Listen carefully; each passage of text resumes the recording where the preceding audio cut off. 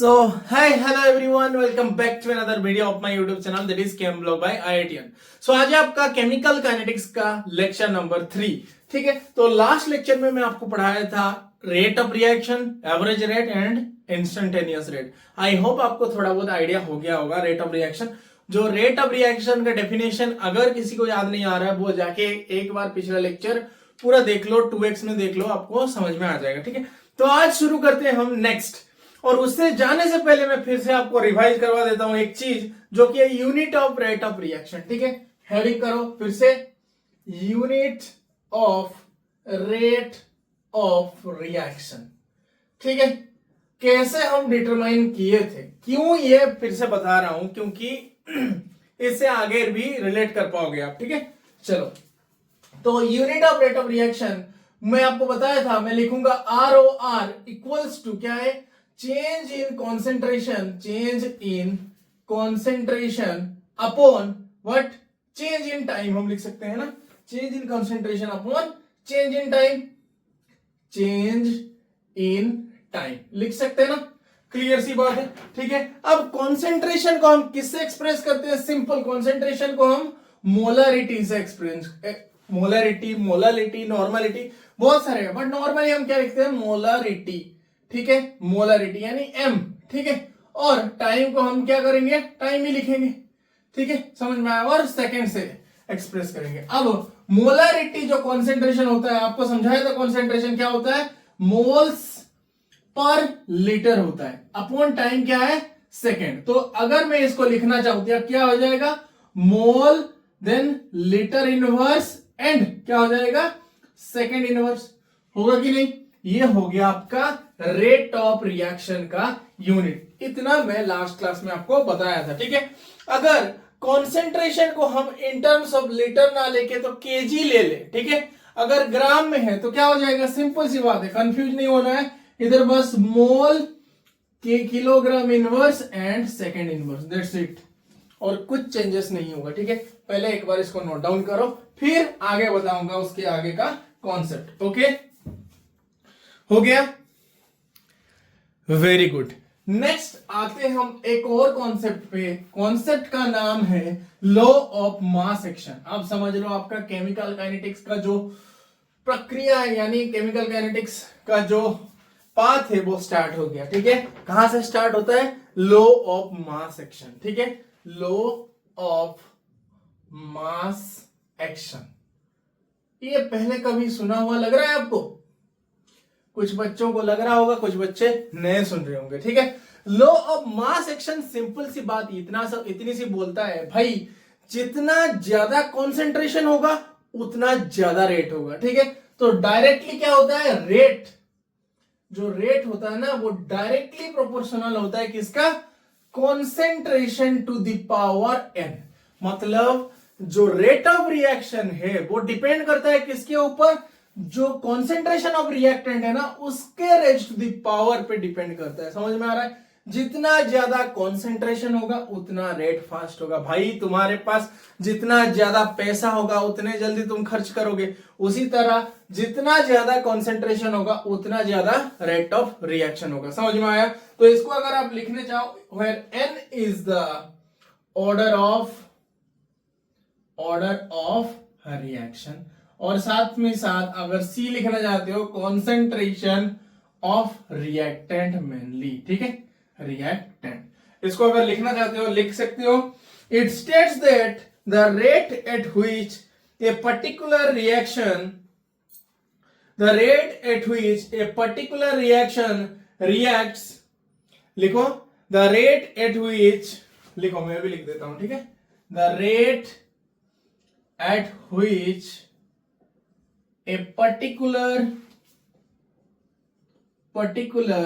reaction, okay, reacts, the rate which a particular reaction reacts is directly proportional to the molar concentration of reactant raised to some power. Reacts is directly proportional to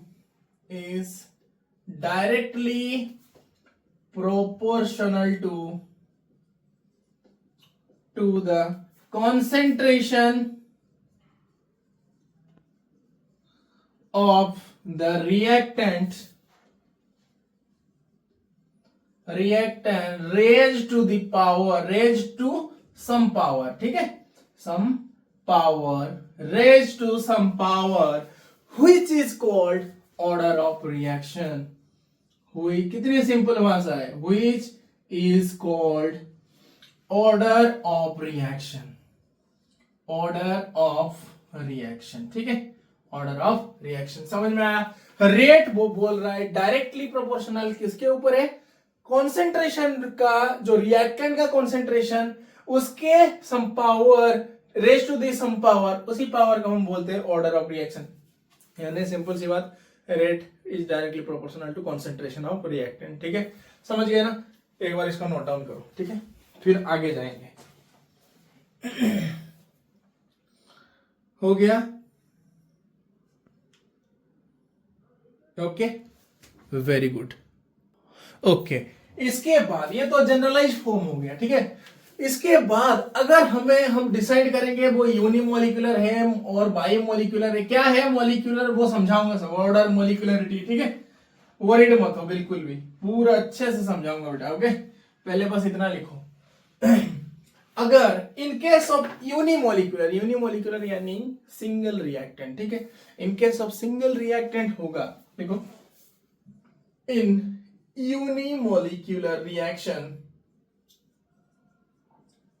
notes क्यों लिखवा रहा हूं, ताकि आप जब revise करोगे तब आपको इजी हो, ठीक है। Unimolecular reaction A gives rise to suppose product, ठीक है, इसमें कितने मॉलिक्यूल है बेटा, एक मॉलिक्यूल, तो इसका हम अगर रेट लिखना चाहें, रेट क्या हो जाएगा, is directly proportional to concentration to the power है, मतलब सिर्फ इसके कॉन्सेंट्रेशन पे डिपेंड कर रहा है, समझ में, मतलब जितना ज्यादा इसका कॉन्सेंट्रेशन होगा उतना ज्यादा प्रोडक्ट बनेगा, है ना, उतना फास्ट बनेगा, हो गया।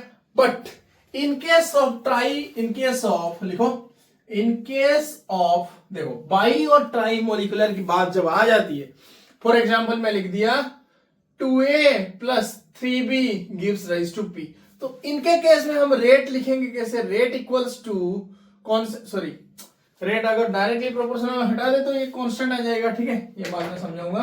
पहले लिखो, rate is directly proportional to, क्या हो जाएगा, A का पावर ये आ जाएगा, B का पावर ये आ गया। अब इन दोनों का समेशन को हम लिखेंगे ओवरऑल ऑर्डर ऑफ रिएक्शन, ठीक है, उसको लिख रहे थे ना n को ऑर्डर ऑफ रिएक्शन, इसको बोलेंगे हम ओवरऑल, क्योंकि इन दोनों का हम कंसीडर कर रहे हैं ना। तो लिखो एक बार, इन केस ऑफ बाई और try molecular reaction, in case of by और ट्राई मोलिकुलर रिएक्शन क्या होगा, अगर by and try molecular reaction लिखो, rate is directly proportional to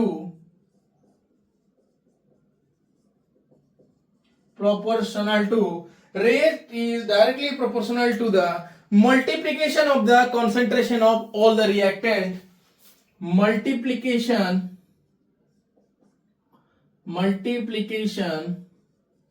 of the concentration of all the reactant, ठीक है, concentration of all the reactant raised to the power, raised to, or you can say raised to some power, ठीक है ना, some power, हो गया, raised to some power, the summation of, next point अगर लिखना चाहते हो लिख सकते हो, the summation of the sum of these power is called overall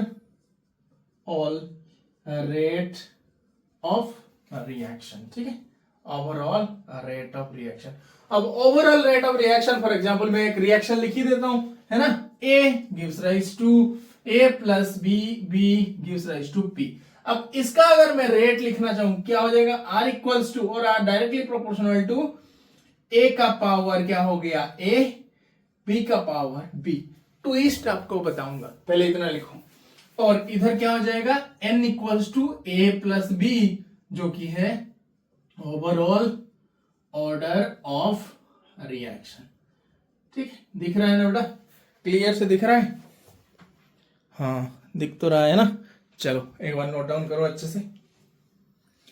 कर लिया? Okay, very good. ठीक है, मिटाता हूं। चलो,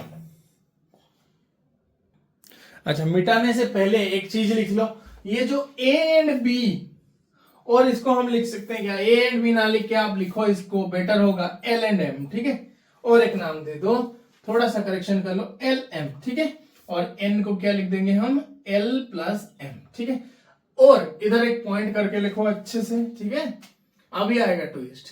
एल एंड एम मे और may not be equals to A and B. मतलब वो कहना चाह रहा है ये जो एल एंड एम है ना, ये मे बी इक्वल्स टू ए और बी हो सकता है। मतलब आप ऐसे मत सोचना ए के पास जो होगा वो इसमें लिख दूंगा, बी के पास जो होगा वो इसमें लिख दूंगा। कहां क्या लिखना है अभी बताता हूं, पहले इतना नोट डाउन करो। ठीक है, कर लिया ना? Very good. ओके, चलो।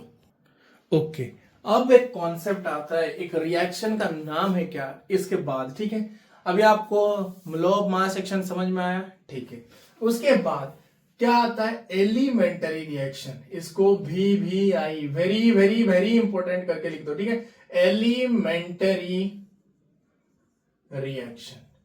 एलिमेंटरी रिएक्शन यानी what is the meaning of elementary reaction? Elementary reaction means single step reaction. Single step reaction. जैसे मम्मी आपको पढ़ाई नहीं करते हो, मम्मी छोड़ो, अब तो मम्मी की जमाना गई है ना, नहीं मारते हैं भाई। ठीक है, अब अगर टीचर एक बार नहीं करके लाए, फटाक से एक बार गाली दे दिया और एक बार बेइज्जती कर दिया, तुम क्या करते हो, तुरंत करके ले आते हो काम। ठीक है ना, उसी तरह सिंगल स्टेप रिएक्शन यानी जो रिएक्शन वन शॉट यानी सिंगल स्टेप में ही खत्म हो जाता है, उसको बोलते हैं हम एलिमेंटरी रिएक्शन। कैसे पता चलेगा भाई, ये एक्सपेरिमेंटल क्वांटिटी है। ठीक है, अगर क्वेश्चन में आपको दे दिया है कि फॉर एन एलिमेंटरी रिएक्शन और एलिमेंटरी रिएक्शन का नाम कहीं मेंशन है, देन क्या होगा, लिखो एलिमेंटरी रिएक्शन अगर मैं लिख रहा हूं 1a plus 2b gives rise to product p, then मैं रेट ऑफ रिएक्शन क्या लिखूंगा, रेट ऑफ रिएक्शन। अगर लिखना चाहे मैं डायरेक्टली प्रोपोर्शनल क्या लिखूंगा, a का पावर सेम 1 लिखूंगा, सेम 1। ठीक है, और b के पावर क्या लिखूंगा, 2। अब इसका जो ऑर्डर ऑफ रिएक्शन n कितना आएगा, 1 plus 2 equals to 3। That means मुझे इधर से कंक्लूजन क्या मिला, फॉर एन एलिमेंटरी रिएक्शन यहां क्या हो रहा है, the order of reaction, order of reaction with respect to a, with respect to a क्या है, 1 है। Order of reaction, order of reaction with respect to b क्या है, 2 है। समझ में आया सबको? तो एलिमेंटरी रिएक्शन। अब आता है मेन कंक्लूजन। इन एग्जाम ये लिखो, in exam if elementary, sorry, in exam if elementary reaction is not mentioned, देखो if elementary reaction is not mentioned then okay, अगर मेंशन नहीं किया तो खुद से एलिमेंटरी रिएक्शन मत लेके सॉल्व करना। Don't consider it as elementary reaction। क्यों बोल रहा हूं बेटा, क्योंकि मैं खुद इसमें गलती किया हूं ऑलरेडी, इसीलिए आपको बता रहा हूं। ठीक है, तो एलिमेंटरी रिएक्शन जो नहीं है वो, मतलब अगर गिवन नहीं है तो आपको वो नहीं लेना है। ठीक है, एक बार इसको नोट डाउन करो, फिर हम जाएंगे उसके बाद। ओके, हो गया, हो गया ना? ओके, ठीक है, मिटाता हूं। ओके, चलो अब आता है, और थोड़ा आगे बढ़ते हैं। ठीक है, और थोड़ा आगे बढ़ते हैं। कहां जाएंगे आगे बढ़ के, नेक्स्ट हेडिंग डालो ऑर्डर ऑफ रिएक्शन। ठीक है, हेडिंग डालो ऑर्डर ऑफ रिएक्शन। ठीक है, अब ऑर्डर ऑफ रिएक्शन क्या है, पहले चीज ऑर्डर ऑफ रिएक्शन आपको बता देता हूं। ऑर्डर ऑफ रिएक्शन एक एक्सपेरिमेंटल क्वांटिटी है। ठीक है, पहले बोल्ड करके लिखना अपने कॉपी में, experimental quantity, experimental quantity. Exam में हमेशा ऑर्डर एंड मोलिकुलरिटी का डिफरेंस आता है बोर्ड के एग्जाम में। ठीक है, तो क्या पहला पॉइंट क्या है, एक्सपेरिमेंटल क्वांटिटी, वो है थ्योरेटिकल कॉन्सेप्ट। ठीक है, तो ऑर्डर ऑफ रिएक्शन हो गया आपका एक्सपेरिमेंटल क्वांटिटी। तो मैं अगर इधर लिख रहा हूं A + 2B gives rise to C। ठीक है, अगर मैं इधर आपको बोलूं कि रेट लिखो, बेटा रेट लिखोगे, क्या लिखोगे, रेट इक्वल्स टू, देखो रेट हम लिखते थे क्या, rate directly proportional to A⁴ लिखते थे। अगर रेट इक्वल्स टू मतलब प्रोपोर्शनली उठा दूं तो एक कांस्टेंट आ जाएगा। ठीक है, A⁴ इसको क्या बोलेंगे हम, प्रोपोर्शनलिटी कांस्टेंट। ठीक, कंफ्यूज नहीं होना है बिल्कुल भी, प्रोपोर्शनलिटी कांस्टेंट। चलो अब इसको जो रेट अगर लिखना है मुझे तो क्या लिखूंगा मैं, देखो A और B, ये जो भाई इधर 1 है इधर 2 है, इधर इसको नहीं लिखना है अनटिल एंड अनलेस आपको दिया है कि ये एलिमेंटरी रिएक्शन है। ठीक है, तो इधर मैं ऑर्डर ऑफ रिएक्शन क्या लिखूंगा, जो ऑर्डर ऑफ रिएक्शन ये डिटरमाइन कैसे करते हैं वो भी बताऊंगा। ऑर्डर ऑफ रिएक्शन क्या हो जाएगा फिर, एक्सपेरिमेंटल क्वांटिटी। सर मुझे पता नहीं, आप एक्सपेरिमेंट करो बताओ मुझे। ठीक है ना, एक्सपेरिमेंटल क्वांटिटी समझ में आया सबको। तो ऑर्डर ऑफ रिएक्शन जब तक नहीं दिया है एलिमेंटरी रिएक्शन, आपको नहीं लेना है ऑर्डर ऑफ रिएक्शन। ठीक है, और ऑर्डर ऑफ रिएक्शन क्या बताता है, पहली बात, ठीक है, ऑर्डर ऑफ रिएक्शन क्या बताता है, लिख दो एक पॉइंट, लिखना चाहो तो। ठीक है, लिख भी लो, order of reaction signifies, what it signifies, the rate of change of concentration of a reactant। ठीक है, signifies the rate of change of concentration of reactant। देखो इसका मतलब क्या है, ऑर्डर ऑफ रिएक्शन सिंपल इतना बता रहा है कि रिएक्टेंट कितना जल्दी खत्म हो रहा है, कितना जल्दी उसका कॉन्सेंट्रेशन चेंज हो रहा है। ठीक है, समझ में आया इतना, लिखो पहले इतना नोट डाउन करो, ये अच्छे से नोट डाउन करो। ठीक है, क्या सिग्निफाई करता है, क्वेश्चन आता है, एक बार नोट डाउन करो। हो गया, ओके वेरी गुड। ओके बेटा, आज लास्ट एक टेबल बनाएंगे। ठीक है, आपको एक ट्विस्ट देंगे, फिर नेक्स्ट क्लास के लिए रेडी हो जाना। ओके चलो,